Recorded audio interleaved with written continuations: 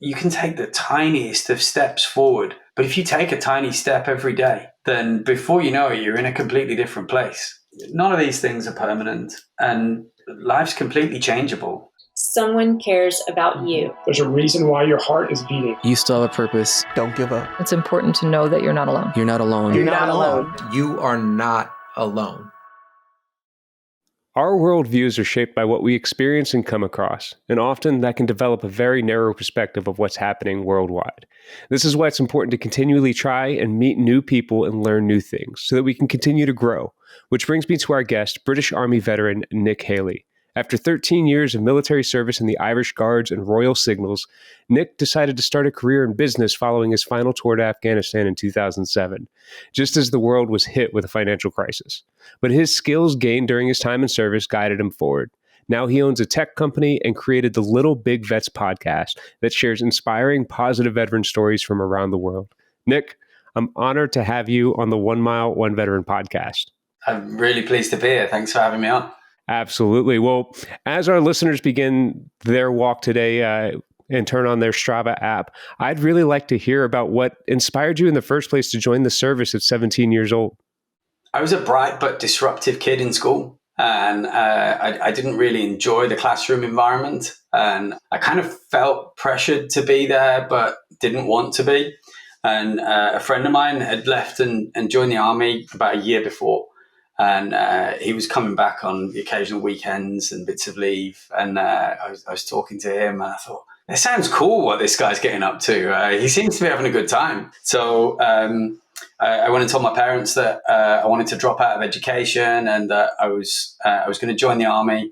And at the time, a minimum service was 3 years, 3 months. And I made the deal with my parents that I'd do 3 years, 3 months. And then I'd leave and I'd go back and finish my education and do all of that sort of stuff. And it didn't quite pan out that way, largely because I was having a good time. So I joined and I enjoyed it and I made good friends. And you know the life, you're young, you're living with all your buddies, and it was good times. And so it came to the point. So I was in the Irish Guards, which is an infantry unit in the British Army, but they also do the ceremonial duties at Buckingham Palace and stuff like that. So the red tunics and the bearskins. That was you? Yeah, I did that. So it came to the point where I'd been in for about 4 years, and I was like, I should probably get like a trade or something like that if I'm going to stay in the army a bit longer. And then I made the move to go to the Royal Signals, and I became a telecommunications systems engineer. And that was kind of that. Yeah, so unplanned, and then it just kept going. It was kind of like that mentality. I remember when I was younger in my first job, I didn't really have much of a desire to do that. And I remember telling myself, like, if I end up picking up rank, if I end up enjoying this, my first enlistment was 5 years, then I will re-enlist. And that eventually brought me to, 11 and a half years. And like you had said, just being there, having a purpose, having a trade, because I eventually came into the medical field. I fell in love with what I was doing. So what made you kind of decide to stay in and continue moving forward? What was it about your service that you were really loving? I think it was a mix of things, but it was largely the being part of something. And I never felt so much a part of something than I did by being in the military. I discovered a new level of friendship, which was really cool. And, something I was oblivious to the existence of until I experienced it. It was a really nice thing. And I wanted to keep having that. Well, that's awesome. One of the things here in the States that we don't really have a true sense of as a country, not necessarily those that have deployed to Iraq and Afghanistan and had a chance to work with, people from various countries, is we don't have a sense of what other people's roles in the worldwide fight really is. And so I understand that you had a deployment in 2007 to Afghanistan, which was kind of like your final hurrah moment. Would you mind sharing a little bit about what it is that you did over there, as much as you can, and what that experience was like for you that eventually led to your decision to get out? Yeah, so I was in the Signals at the time, and we deployed out there, and they needed someone to go and join a group of Royal Marines and manage the communications for this small group. And we were basically rolling around Helmand looking for trouble. So it was like responding to intel. Whenever there was reports of Taliban fighters in areas, we'd go and do a show of force and sort of flush people out. And that was the majority of what I did there. I spent a little bit of time in Fob Robinson, just outside Sangin. We'd get quite a few special forces guys staying over in between jobs and stuff like that. We met some really cool American guys there, and they always brought the best food with them. I don't know if you ever experienced British Army rations, horrendous. We would always try and make friends with the US guys to get some of your food because it was the best. well, I'm glad that you enjoyed it. Yeah, it was a real treat. Yeah, so that was it was a mixture of being out and about and a little bit of time sat in Fort Robinson. Right on. And then as that tour was wrapping up, what was going on in your mind in terms of, I'm going to do this for the remainder of my career, or it's time to own up to my end of the bargain and get out and say, Mom, Dad, I'm going back to school? So weirdly, I really enjoyed my time in Afghanistan. You know, you train for these things for years and years and years, and then you get out and you do it properly. Because I'd only ever done like peacekeeping stuff prior to that.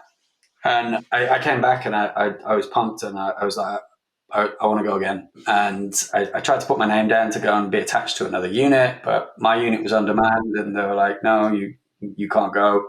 So then I just started reevaluating my life, and I thought, well, I've either done or tried to do all of the things that I thought were cool to do in the military. And I was coming up to 30, which at the time I thought was pretty old. And I decided it was time to write a new chapter. And I thought, you know what, I'm young enough that I can go and create a whole new life for myself and try something new. So I made the decision to do that. So actually, in hindsight, it's probably a good thing that I got told, no, you can't go off and do another operational tour straight away. Because actually, it's been pretty good since I left on the whole. On a whole, you had net positive getting out. Was the beginning a little bit rough when you were making that initial transition? Yeah, I was not as well prepared as I thought I was. I was ambitious and determined, but there were lots of factors, like you mentioned earlier. The economic crisis was not a great time to be trying to start a new career anywhere. And while I'd done telecoms in the military, I specifically wanted to move to more IT and technology focused work. And so I had no relevant experience in that. So I had to go and find an entry level position. So I was earning less money than I earned in the army, and I had more outgoings than I had when I was in the army, and it was hard. And I remember in that first year, there were times when, you know, the last 2 weeks of the month, I'm living on cans of value beans out of the supermarket and toast from frozen loaves of bread, and I really questioned, have I done the right thing? Should I just go and join back up? And it was tough, but I was pretty determined, and I invested my time in myself. And I looked at what was the company I was working for. They're an IT reseller, so they were selling a variety of different IT products and services.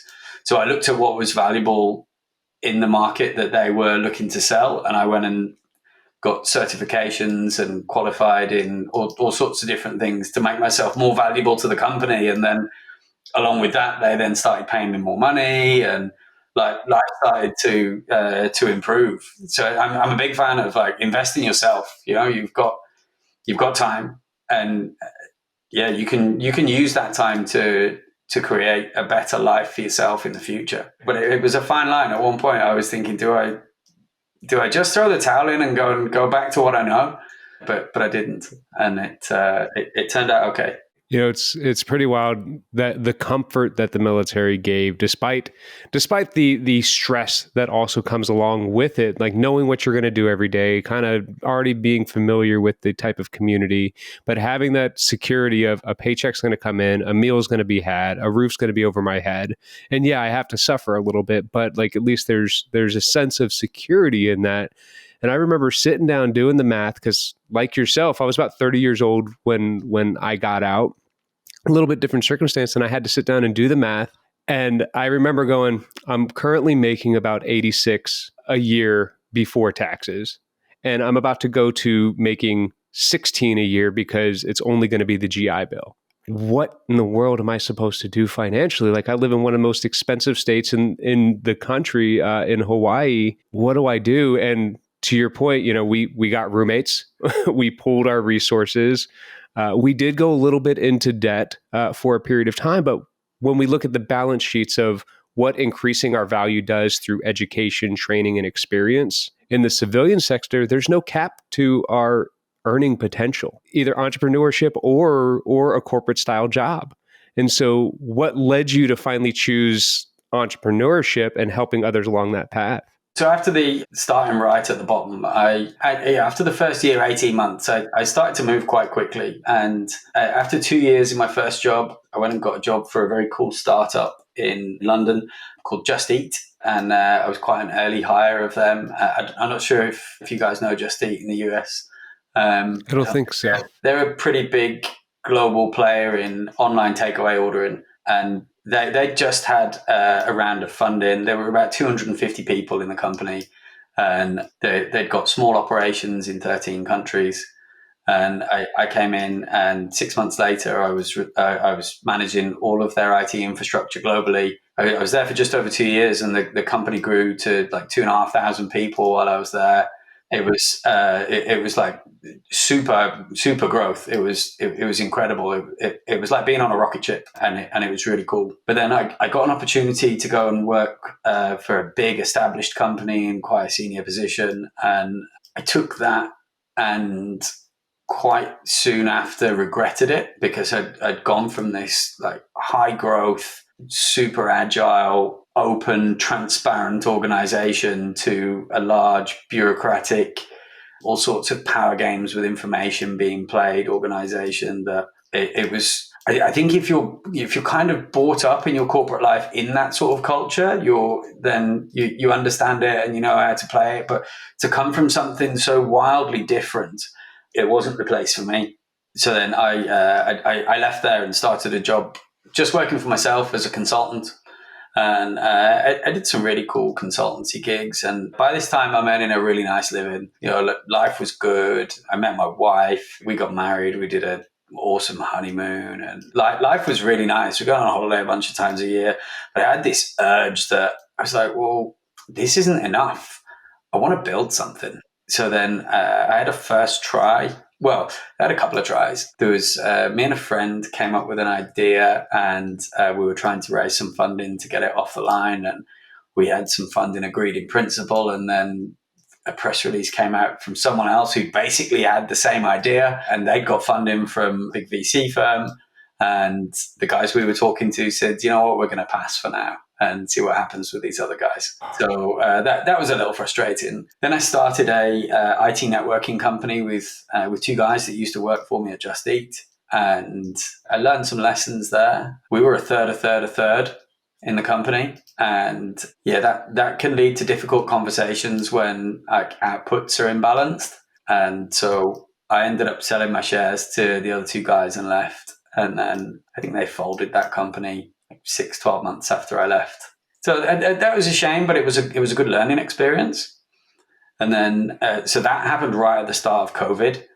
So then I sort of dusted myself off and scratted around for a few little bits of consulting work and stuff during 2020. And then 2021 started really strong. I made quite a bit of money, but it was back to it was just me again, and I'm not building anything. So I thought, right, I'm gonna go again, but this time I'm gonna be the boss. And so I had two co-founders, but I kept 80% of the company for me, and I had two minority share co-founders. And we got going, and a year in, one of my co-founders had personal issues that came up, and he couldn't carry on. So he gave his shares back to me, and he left.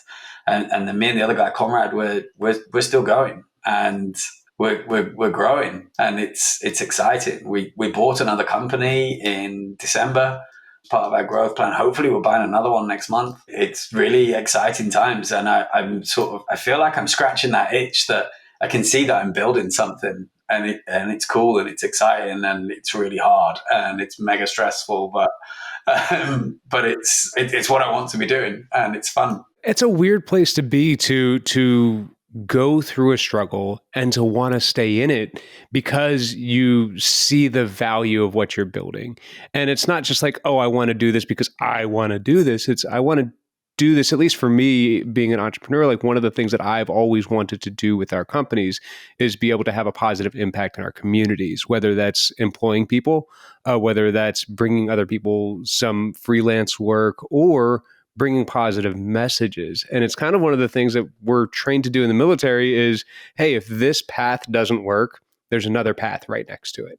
And you just pivot and you pivot. And like, that's part of our resilience that we're actually trained to do, where a lot of people, they'll hit that wall and go, well, I tried. Or they'll say, it's not really worth it. They can't see the ultimate goal. They can't see the objective of the mission. And so how do you believe that your resilience and resourcefulness that the military instilled in you has helped translate into your success here in the corporate world and in entrepreneurship? I think in my early days, when I was out of the army as an employee, it was, so the British Army motto is be the best. And I took that literally, and I would look at, how do I measure myself against my peers, and how do I beat them? And I went to town on that. I was like, okay, they know things I don't know, so right, I'm gonna know those things, and then I'm gonna know things they don't know, and I'm gonna be the most knowledgeable engineer in the team. I'm gonna be the most capable engineer in the team, and I drove myself to be like that, which is what really helped me in the start, I think. But then the thing that kind of inspired the way that I wanted my company to grow was having been in that startup environment at Just Eat, where it was a really cool place to work.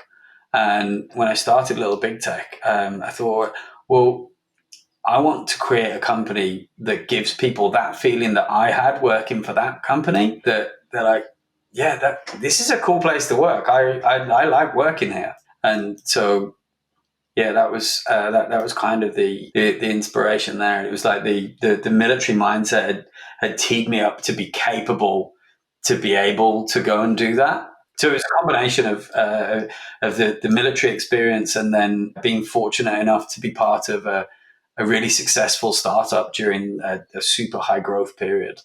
Now, do you feel like that's unique to you, or do you feel like, because you now host a podcast, you're entering into your second season, or you're in your second season of the Little Big Vets podcast, where you interview veterans and you share positive stories, which is one of the things that I love. We need more positive stories of there about veteran success, so that we can start to see ourselves in all aspects of life, not just as the wounded warrior or the wounded guy or the person that's going to struggle, but as a person that has achieved high level success like you're currently achieving with your company, Little Big Tech.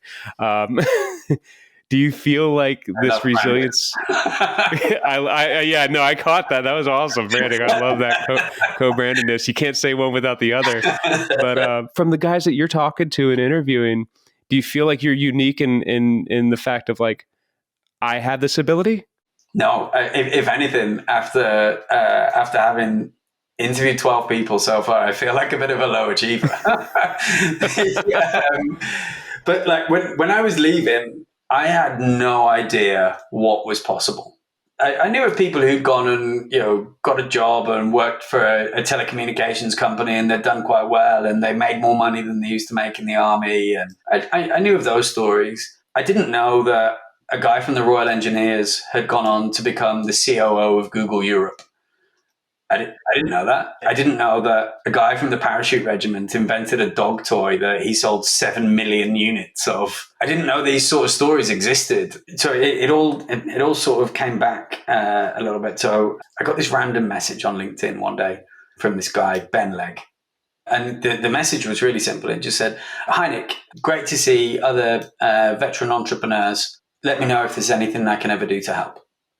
And so I'm like, who is this guy? So I look at his profile and yeah, he's got a bunch of companies that he's a board advisor, and he worked at McKinsey, he worked at Coca-Cola, he was the COO of Google Europe. I'm like, wow, this is a serious guy. So I just messaged back and said, hey, thanks for reaching out. Why don't we meet up for breakfast? And so we met up for breakfast in London and shared some stories. And then he told me about this veteran entrepreneurs group that he runs. It's just drinks every quarter in a WhatsApp group. It's quite informal. So I went along to one of these events and I met all these people and they started sharing stories. And I was like, oh my God, I had no idea like the amount of awesome stuff that vets are actually pulling off. And it's incredible. And so I'd had the itch to do a podcast, but I didn't really know what I wanted to do it about, because I don't know if you've ever listened to a podcast from an IT company. You probably haven't, because they generally are pretty dry and not particularly well listened to. And I thought, well, if I'm going to go to the effort of doing something like this, then, you know,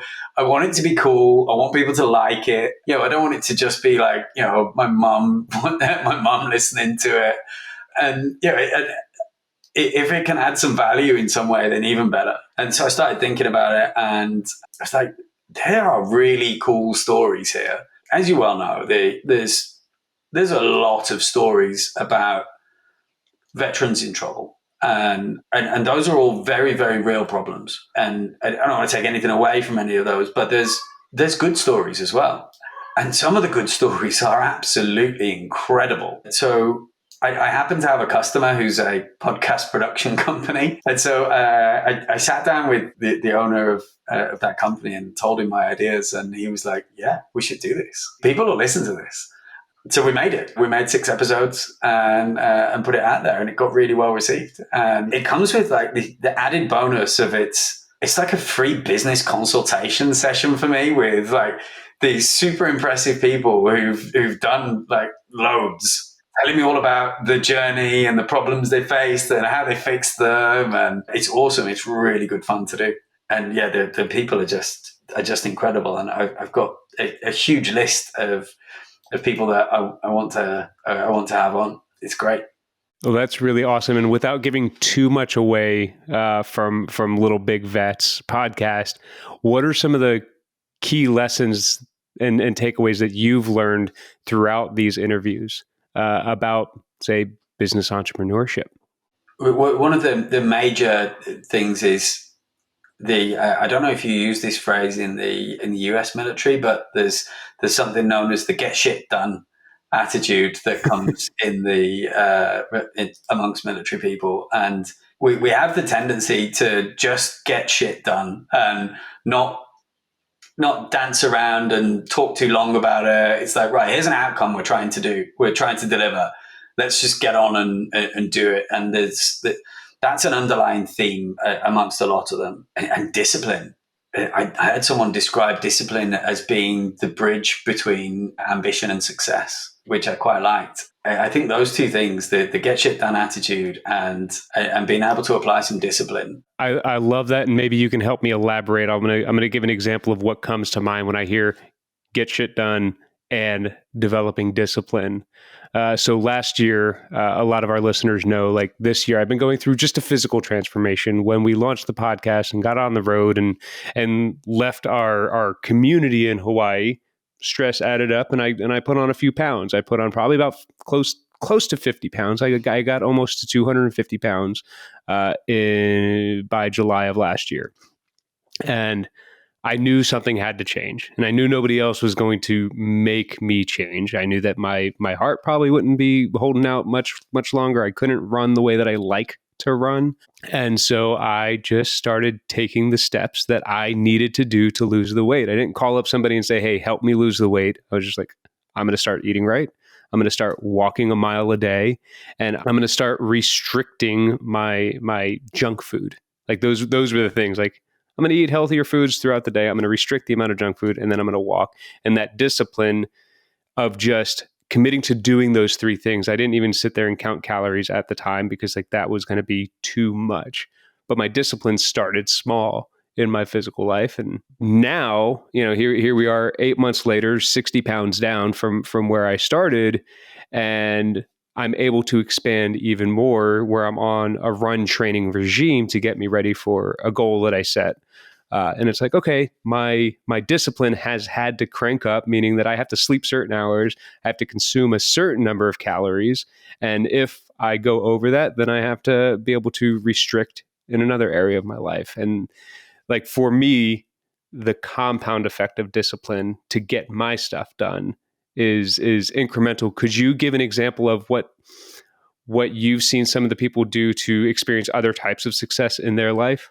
So Paul Blair, the guy who invented the dog toy, I very much like his get shit done kind of attitude. So they were trying to launch this dog toy on like no budget, and he got into doing a bit of his own guerrilla marketing. And they went outside. There's a huge dog show in the UK called Crufts, and him and some others from his team went along with a box of chalk, and all along all the pathways leading into the show, they wrote information about his dog toy and where you could find them in the show. And they ended up having a knockout show with like their first appearance at this dog show.